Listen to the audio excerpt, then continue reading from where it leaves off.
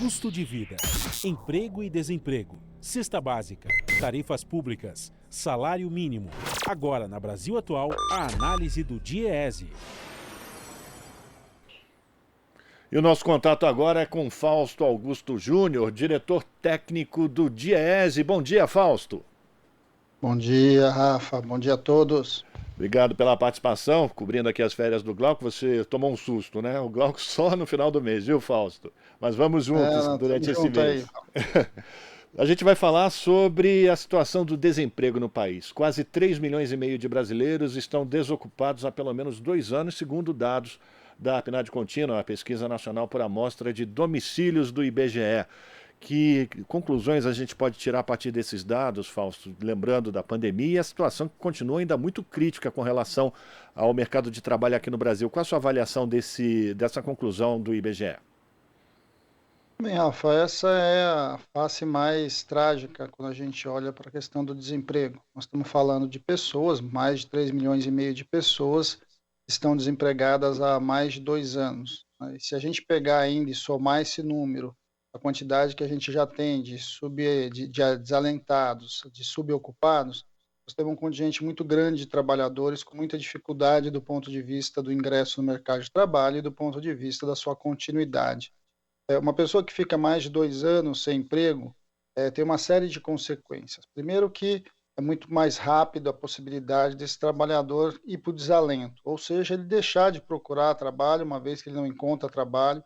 Vamos lembrar que no Brasil encontrar trabalho significa custo, né, para alguém que está sem emprego, está sem renda alguma.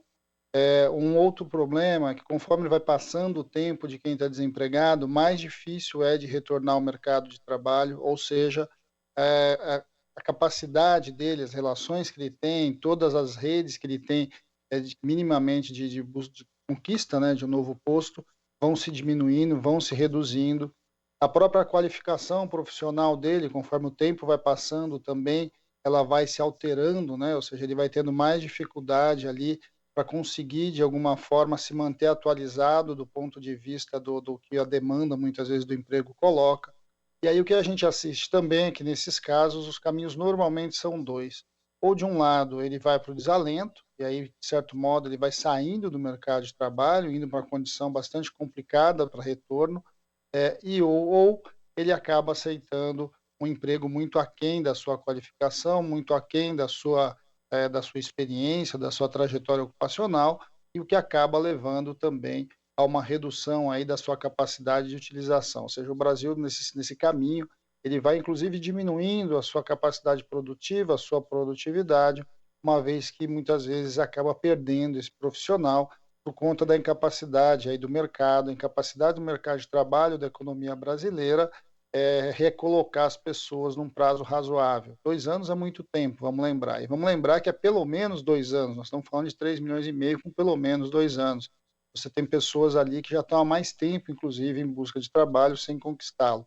Isso é um dado bastante perigoso do ponto de vista do nosso futuro, é um dado bastante triste, trágico, né, do ponto de vista do nosso mercado, que de alguma forma sinaliza que você precisa de políticas ativas de emprego, você precisa ter uma política econômica voltada para a geração de emprego, para a geração de ocupação, de alguma forma para enfrentar a situação que já vinha ruim antes da pandemia, é bom lembrar, e que piorou com a pandemia e com a perda de controle aí de todo o caos sanitário que a gente vem vivendo desde então. Fausto, na sua avaliação, seria necessário, então, uma política robusta de qualificação desses trabalhos, programas de requalificação para tentar reinserir esses trabalhadores com as novas tecnologias que o mercado vem apresentando, principalmente que se aprofunda a partir desse período de pandemia, onde o home office também é uma realidade nova para os trabalhadores? Então, a qualificação é uma das necessidades, né? Você precisa ter, sim, um programa de qualificação ampliado, robusto e minimamente acoplado às necessidades desse trabalhador vis-à-vis as demandas de mercado.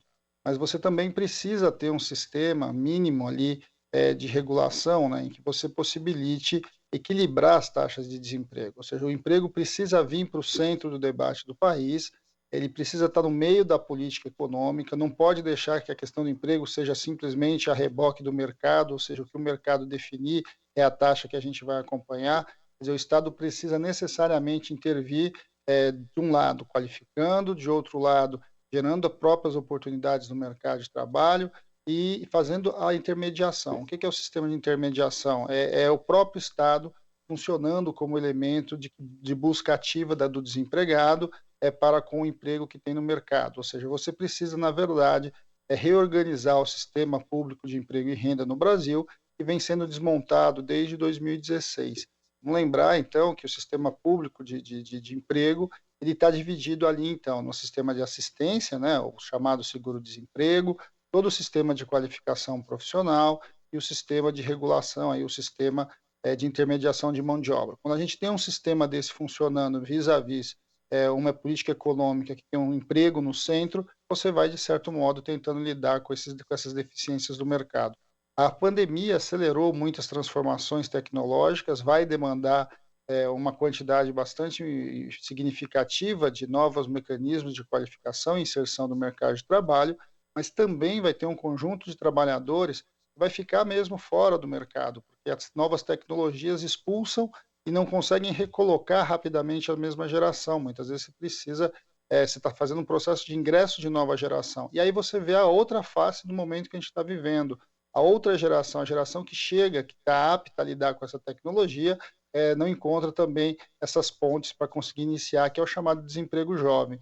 Quando a gente olha, então, para essa sinalização, a gente vê o quanto o sistema público de emprego, o sistema de ocupação, né, a política de emprego no Brasil é algo inexistente, e como algo inexistente, ela vai penalizando as pessoas, vai penalizando as empresas, mas vai penalizando principalmente a economia do país. Fausto, o governo comemorou muito a divulgação do primeiro trimestre, do PIB do primeiro trimestre, crescimento de 1,1%. O ministro Paulo Guedes afirmou que é o início da retomada, mas esse crescimento de 1,1% ele também não refletiu na criação de postos de trabalho, uma vez que o setor que mais se sobressaiu nesse crescimento foi o agronegócio. Como é que você avalia a possibilidade de crescimento da economia e a possibilidade de geração de empregos a partir desse crescimento? Então, acho que esse é talvez o nosso grande dilema hoje. Desde 2016, o que a gente tem assistido é um processo de recuperação econômica, nos momentos que a gente teve esse crescimento econômico, desassociado da geração de emprego. Ou seja, isso vai mostrando que o atual modelo, né, a atual proposta que está em andamento, é um projeto de crescimento econômico concentrador. Ele cria riqueza, só que essa riqueza fica concentrada num conjunto cada vez menor de pessoas. Uma grande massa de pessoas vão sendo excluídas desse mercado de trabalho, excluído do mercado do consumidor e, de alguma forma, vai sendo excluído da própria cidadania. Essa é a proposta que está colocada, o que significa que não necessariamente crescer economicamente vai significar melhoria das qualidades de vida e renda das pessoas. A gente assistiu aí um primeiro trimestre que, ao mesmo tempo, crescia a economia um pouco, mas começou a crescer muito vinculado, inclusive, a um problema estatístico também, porque a base anterior é uma base muito baixa. Vamos lembrar que ano passado o Brasil caiu mais de 4%, né, 4,4% negativo, ou seja, se o Brasil não fizesse muita coisa, a gente já cresceria em torno de 3%. Quando a gente vai olhando para as expectativas que estão girando entre 4,5% e 5,5%, vai mostrando que esse crescimento tem muito mais a ver com uma parte ali de recuperação do que foi perdido, do que propriamente crescer e colocar em outro patamar. Mas mesmo essa recuperação se demonstrou insuficiente ou desvinculada da capacidade de colocar pessoas no mercado de trabalho, uma vez que nós tivemos aumento do desemprego ao longo desse primeiro trimestre, de um lado, e de outro você teve diminuição da renda do trabalhador e aumento dos preços médios, principalmente da cesta básica. Juntando tudo isso, o que você vai assistindo? Você vai assistindo o mercado e vai criando seus bilionários ao longo da pandemia, e de outro lado vai aumentando o número de famélicos, né? Ou seja, o número daqueles que estão abaixo da linha da pobreza já está chegando à beira dos 20 milhões de brasileiros. Quando a gente coloca tudo isso no bojo, a gente vai vendo que o atual modelo é um modelo concentrador, o que significa que o crescimento não necessariamente está acoplado à melhoria de vida das pessoas. Fausto, nesse cenário fica cada vez mais urgente a liberação, né, a implementação de um auxílio emergencial de no mínimo R$600, como as centrais sindicais, os movimentos populares e os partidos de oposição defendem no Congresso Nacional. É importante manter essa pressão para que esse auxílio venha nesse momento da pandemia. Esse auxílio ele tem que ser permanente enquanto durar a pandemia, né? Sem dúvida, e Rafa, e além disso, eu acho que um debate que nós está se fazendo é que neste cenário em que você vai ampliando, vai ampliando a quantidade de pessoas, como nós chamamos de desemprego estrutural, e que o desemprego de longa duração, que quando a gente começou a conversar sobre isso, ou seja, esses mais de 3 milhões de pessoas estão aí há mais de 2 anos procurando emprego, vai colocando para a gente uma necessidade da gente avançar, inclusive, da discussão do auxílio emergencial para lidar com as situações da pandemia, para uma renda básica de cidadania. É uma renda básica de cidadania que vai minimamente garantir ali um colchão para você lidar com a situação de desemprego estrutural, ampliar a possibilidade de distribuição de renda, e ao você colocar recursos na base da pirâmide, você vai movimentando a pirâmide populacional, a pirâmide etária, toda ela do ponto de vista da inclusão no mercado de trabalho. A renda básica de cidadania, acoplada a um sistema público de emprego e renda, vai, de certo modo, reorganizando o que nós entendemos aí de taxas de ocupação, de reorganização do mercado de trabalho, no sentido de minimamente você caminhar para uma distribuição de renda e você dar, inclusive, maior eficiência ao próprio sistema, ao próprio mercado de trabalho brasileiro. Então, quando a gente olha para tudo isso, a gente vai insistir, né? Você precisa, sim, de um sistema de seguridade social. Esse sistema de seguridade social, do ponto de vista do emprego, estamos falando aí de uma renda básica de cidadania, de um seguro-desemprego reorganizado. Você precisa, a partir daí, então, um sistema de intermediação bem feito, e uma nova lógica de qualificação profissional, vinculada principalmente às novas tecnologias e a nova educação, tudo aquilo que você precisa para esse novo mundo que está emergindo. E, acima de tudo, para isso, você precisa de uma outra política econômica, não a que está aí. Uma política econômica que vincule ao bem-estar das pessoas, ao nível de ocupação, né, ou seja, a taxa de desemprego reduzida, com o crescimento econômico. O que a gente está vivendo, na verdade, é o oposto disso, uma vez que os ricos ganham muito e os pobres ficam cada vez mais pobres. Agradecer a participação de Fausto Augusto Júnior, diretor técnico do Diese aqui no Jornal Brasil Atual. Fausto, muito obrigado pela participação, boa semana para você e a gente volta a se falar. Boa semana, Rafa, boa semana a todos novamente.